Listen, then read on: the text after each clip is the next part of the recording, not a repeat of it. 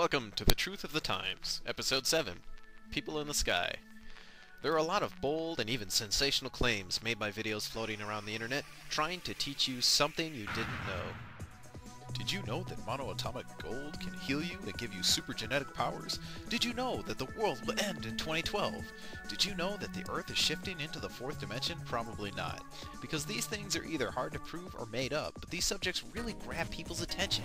And many people assume this stuff is true because there's so much data to back it up. But how much of this unseen information can you trust? Most people don't have the time to research this stuff.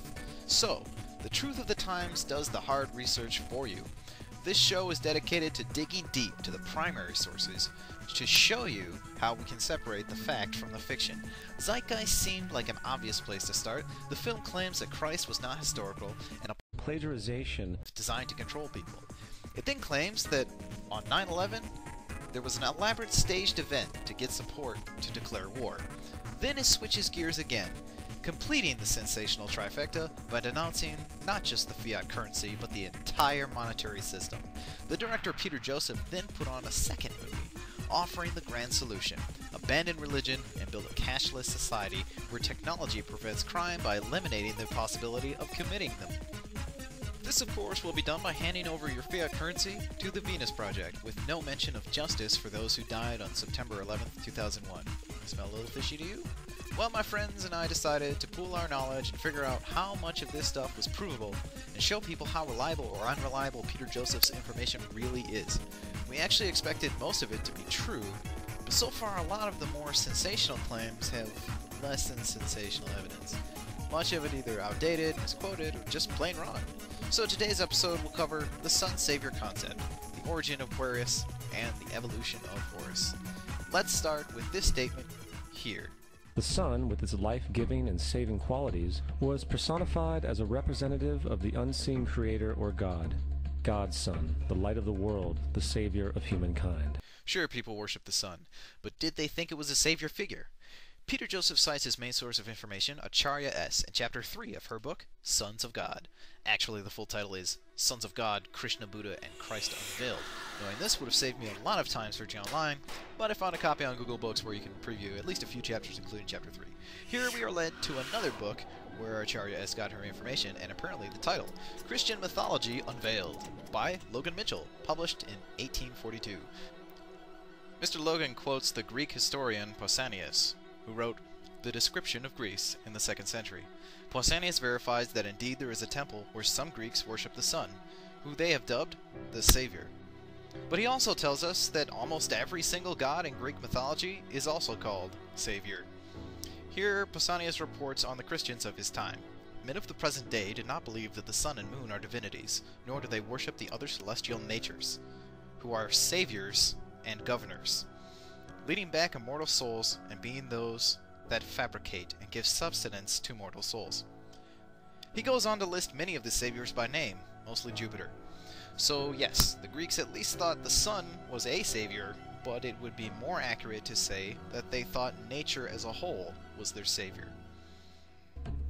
Likewise, the 12 constellations represented places of travel for God's sun, and were identified by names, usually representing elements of nature that happened during that period of time.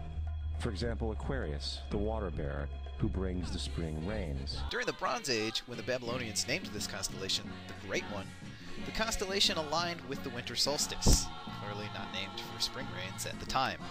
It represented their god Ea, or Enki. He was the god of crafts, water, intelligence, one could say craftiness, and creation. Probably why they thought he was so great. Aquarius is Latin for water bearer, which is what the modern version has evolved into. Aside from that, the general idea of the statement is right. Now to the heart of the debate. Let's look at Horus. This is Horus. Well, that's Horus, pronounced Heru in Egyptian, that's Aten, and that's Wadjet. All three of them merged over the centuries. Wadjet, the cobra, evolved into the Eye of Ra, who was also a major sun god in Egyptian mythology. This is the hieroglyph for Horus. He is the sun god of Egypt of around 3000 BC.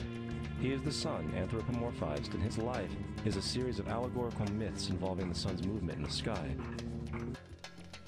Horus was primarily the god of sky, hence the falcon imagery, and the god of war.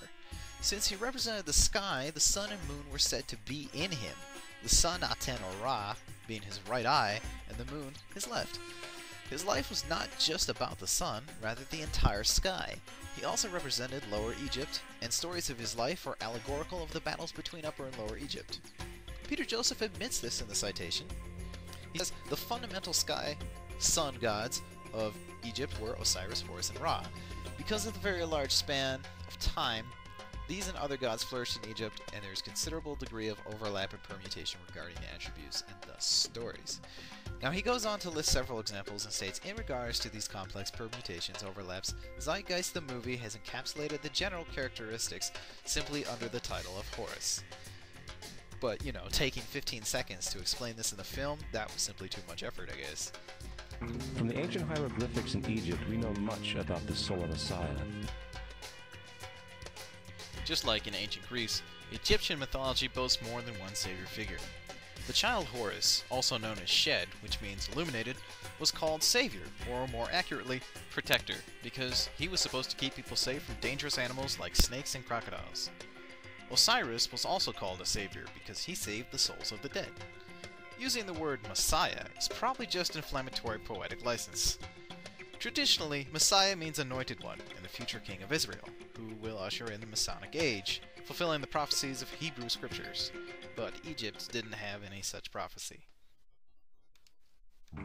For instance, Horus, being the sun or the light, had an enemy known as Set, and Set was the personification of the darkness or night. Actually, to the people of Upper Egypt, Set was the sun god. For some reason, he was demonized for a time by the Egyptians after the land was unified, and Set became the god of storms, darkness, the desert, and chaos. The rivalry between the two is based on the historical pharaohs who fought to rule over all Egypt. Set also became one of Ra's protectors, or savior if you're going to throw that term around so loosely, fighting off an evil snake demon known as Apep each night. In 1720 BC, Set even became the chief of the gods for a period of time. The changing roles of the Egyptian gods really had more to do with politics of the current rulers than the motions of the sun in the sky. Horus was more or less always portrayed as a noble figure, and Set was sometimes evil, but not nearly as malevolent as other Egyptian characters like Apep. Peter Joseph cites Albert Churchwood's book, The Origin and Evolution of Religion. Mr. Churchwood can't even get the genealogy correct, stating Horus and Set were twins, but Set was the brother of Osiris, making him Horus's uncle. Churchwood also claims that Horus and Set were the earliest of these primal powers. However, as we discussed in earlier episodes, prior to Horus coming on the scene, there was an even older sun goddess known as Wadjet, who evolved out of a cobra goddess. And before Wadjet, there was another solar deity who hunted from a boat, apparently hunting for Apep, another snake figure, who represented evil 1,000 years before Set. Churchwood does not cite any sources here, and even though he did graduate from university with a doctorate, it was in medicine. He may have simply copied the themes set down by Albert Pike and other Freemasons like himself, because this theme of smushing religions into each other where they do not belong seems to be an ongoing theme with these Freemason writers. Again, I am not saying Peter Joseph is part of a Freemason conspiracy.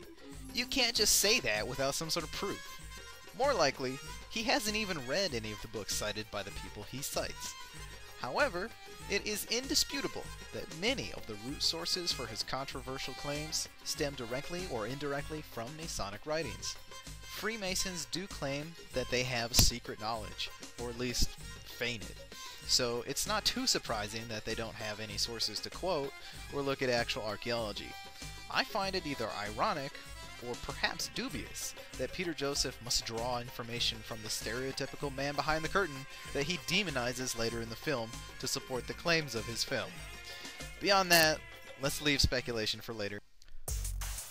As we wrap up this episode, please keep in mind that not everything in this film is false, but there's a big part of the story Peter Joseph isn't telling you.